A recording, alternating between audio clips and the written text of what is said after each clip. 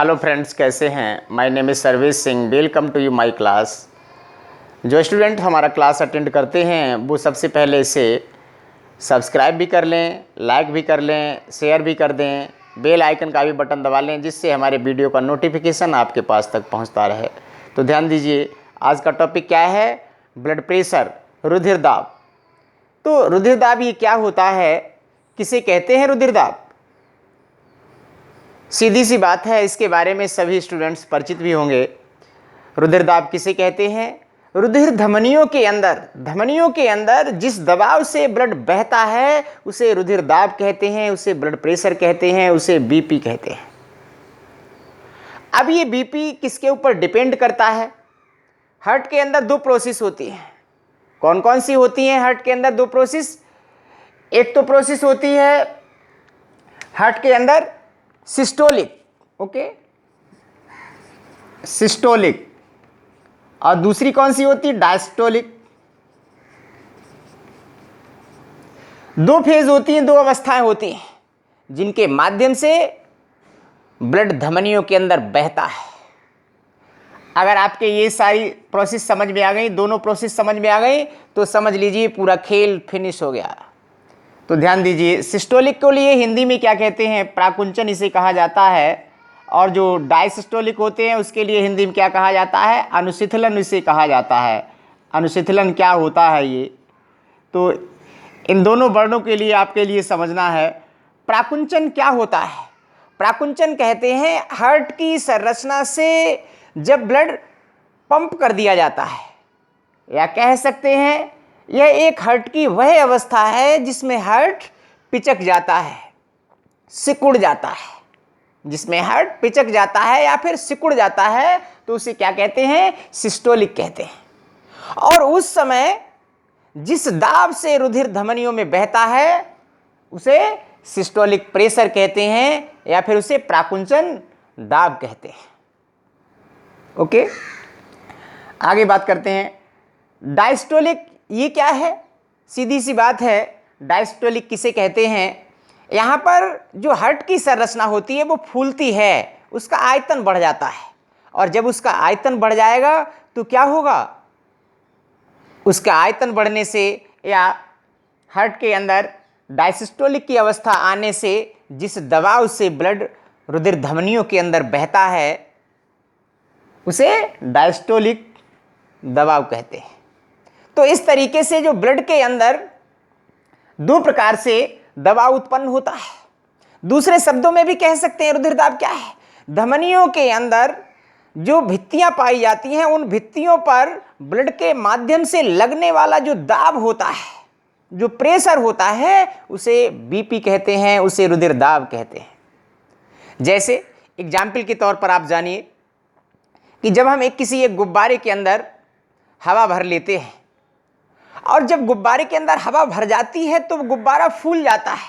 वही कंडीशन कहाँ पर है? डायसिस्टोलिक के लिए है। और जब गुब्बारे से हवा निकाल दी जाती है तो क्या होता है? गुब्बारा पिचक जाता है, सिकुड़ जाता है। वो कंडीशन सिस्टोलिक कहलाती है। तो हार्ट के अंदर 4 चैम्बर होते हैं ह्यूमन बींग्स के अंदर, 2 आलिंद होते हैं और 2 निलय होते हैं। इस तरीके से ध्यान दीजिए, ये एक हार्ट की संरचना मान लीजिए, ये एक अलिंद है और एक अलिंद ये है। ये राइट है, राइट एट्रियम, ये लेफ्ट एट्रियम, ओके। ये राइट वेंट्रिकल है और ये लेफ्ट वेंट्रिकल है। अब मैंने सिस्टोलिक में क्या दर्शाया था, क्या बताया था कि ये एक ऐसी कंडीशन है, एक ऐसी अवस्था है जिसमें हार्ट की संरचना पिचकती है, सिकुड़ती है। हार्ट क्यों पिचकता है, क्यों सिकुड़ता है? कंडीशन है जब हार्ट से जब प्राकुंचन की अवस्था में निलय होते हैं, या कह सकते हैं वेंट्रिकल होता है या निलय होता है, अर्थात कह सकते हैं जब निलय के माध्यम से रुधिर के लिए पंप कर दिया जाता है तो क्या होता है? हार्ट की संरचना के अंदर ब्लड कम हो जाता है। ऐसी अवस्था में, ऐसी सिचुएशन में जो हार्ट की संरचना होती है वो सिकुड़ जाती है, अर्थात पिचक जाती है। तो वो अवस्था क्या कहलाती है? सिस्टोलिक की अवस्था कहलाती है।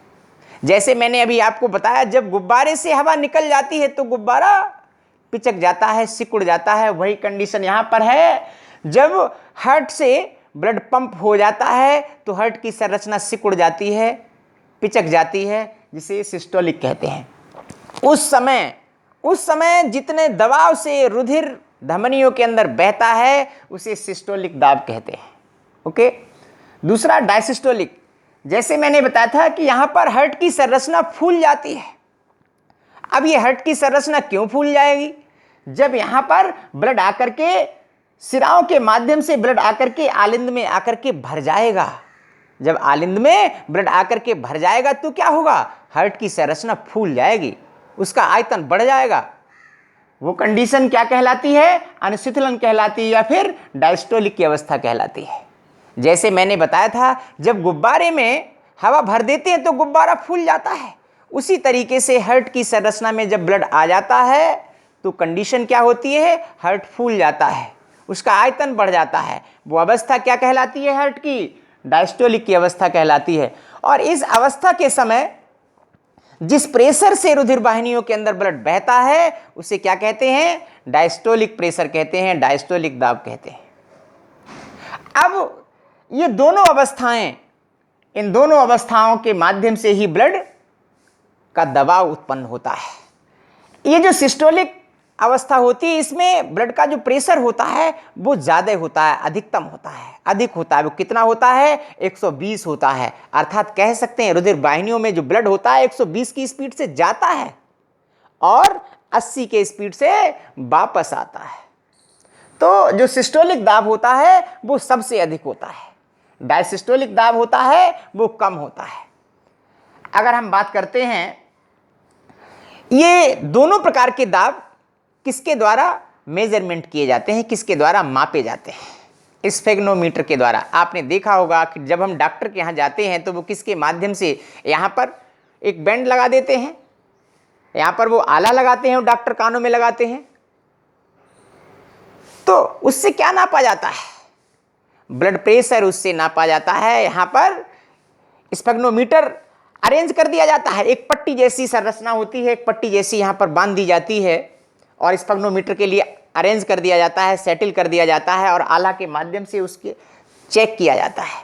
तो सिस्टोलिक एंड डायस्टोलिक जो प्रेशर होता है ये किसके द्वारा मापा जाता है? स्फेग्नोमीटर के माध्यम से नापा जाता है। अगर हम बात करते हैं एक नॉर्मल व्यक्ति के अंदर बीपी कितना होता है, कितना होना चाहिए? एक नॉर्मल व्यक्ति के अंदर बीपी कितना होना चाहिए? तो ध्यान दीजिए, एक नॉर्मल व्यक्ति के अंदर बीपी कितना होना चाहिए?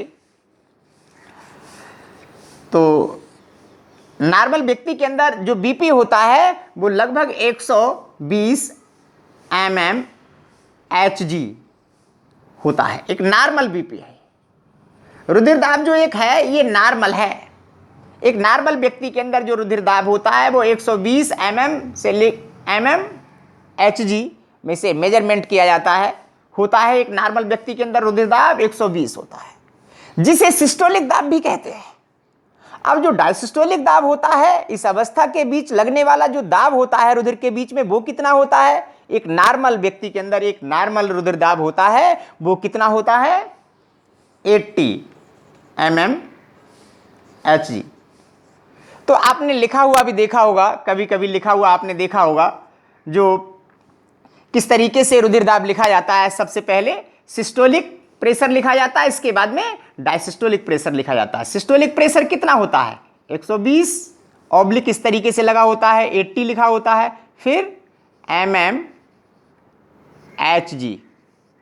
ये एक नॉर्मल ब्लड प्रेशर होता है। और कभी कभी जब ब्लड प्रेशर बढ़ जाता है उसकी भी कई कंडीशन होती है। बीपी क्यों बढ़ जाता है? कई कंडीशंस होती हैं।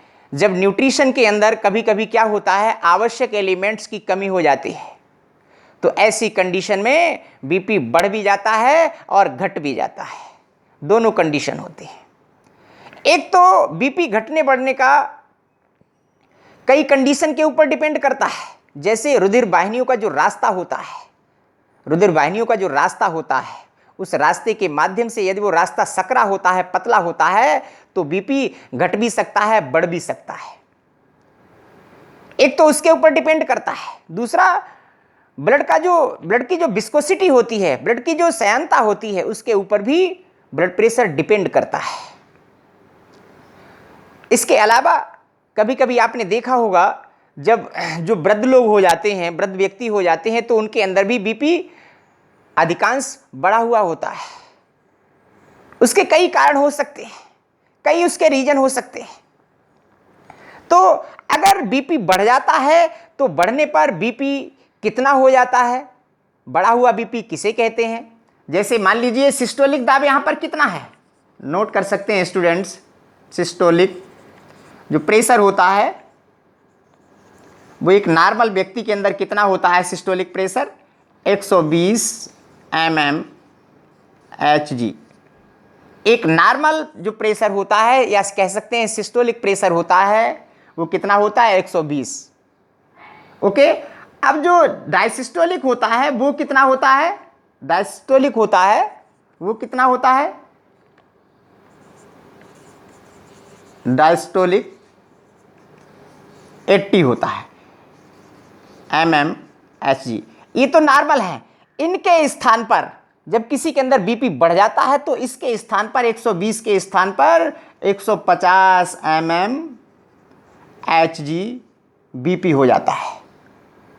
तो ध्यान दीजिए, जब बीपी इतना हाई हो जाता है तो नेचुरल ने, प्राकृतिक ने, गॉड ने रुधिर धमनियों के अंदर कुछ अंदर फिट किया है। पता नहीं गॉड कितने टैलेंट थे, कौन सी यूनिवर्सिटी से पढ़े थे वो, उन्होंने रुधिर धमनियों के लिए इतने अंदर अरेंज किया है, व्यवस्थित किया है। क्यों किया है? क्योंकि रुधिर दाब इतने प्रेशर से, इतने दबाव से जाता है, इतनी स्पीड से जाता है, और जब वो इतनी स्पीड से जाता है, अगर ये धमनियां बाहर होती तो क्या होता? ये धमनियां फट जाती, ब्लास्ट हो जाती। लेकिन गॉड ने इसी प्रकार से इन धमनियों के लिए बॉडी के इतने अंदर अरेंज कर दिया है जिससे रुधिर दाब आसानी से चलता रहता है। ये व्यवस्था की गई। तो जब किसी का रुधिर दाब बढ़ जाता है तो लगभग कितना हो जाता है? 150 mmHg से लेकर के और ज्यादा हो सकता है। तो उस समय उसका रुधिर दाब बढ़ा हुआ होगा।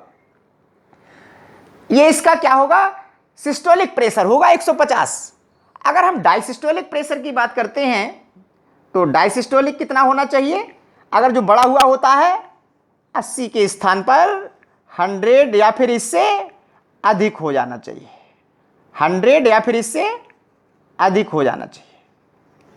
और जिन व्यक्तियों का ये ब्लड प्रेशर बढ़ जाता है, अगर ऐसे पेशेंट के लिए, ऐसे व्यक्ति के लिए अगर कोई आप नॉर्मल बात अगर उसके फायदे के लिए भी कहते हैं तो भी उसे वो बात खराब लगती है।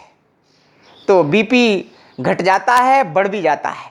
और जब वो घट जाता है बीपी, जब बीपी बढ़ जाता है, हाइपरटेंशन हो जाता है, हाइपरटेंशन हो जाता है। और जब बीपी अच्छे व्यक्ति लड़ना शुरू कर देता है, बेवजह से लड़ना शुरू कर देता है, किसी का बीपी बढ़ा हुआ होता है, और जब किसी का बीपी घट जाता है तो क्या होता है? वो एक मरणासन अवस्था में होता है। और जब बीपी कहीं इतना लो हो जाता है कि 50 के करीब आ जाता है तो कंडीशन क्या होती है? ऐसा बीपी इतना लो होने से वो व्यक्ति के बचने की उम्मीद बहुत ही कम होती है। और जब बीपी जिसका लो हो जाता है वो बिल्कुल शिथिल हो जाता है, लूज पड़ जाता है। ऐसी कंडीशन में हम लोग क्या करते हैं? उसे साल्ट देते हैं, उसे नमक देते हैं, जल में घोल करके उसे नमक दे दिया जाता है, जिससे उसका बीपी नॉर्मल कंडीशन में हो जाता है। और जब उसका बीपी नॉर्मल कंडीशन में हो जाता है तो वो फिर से काम करना शुरू कर देता है। तो इस तरीके से आपने ये बीपी पढ़ लिया है। और जो स्टूडेंट्स हमारा ये वीडियो देखते हैं वो इसे सब्सक्राइब भी कर लें, लाइक भी कर लें, शेयर भी कर लें। Thank you. नेक्स्ट वीडियो भी आपके लिए मिलेगी इसी से रिलेटेड।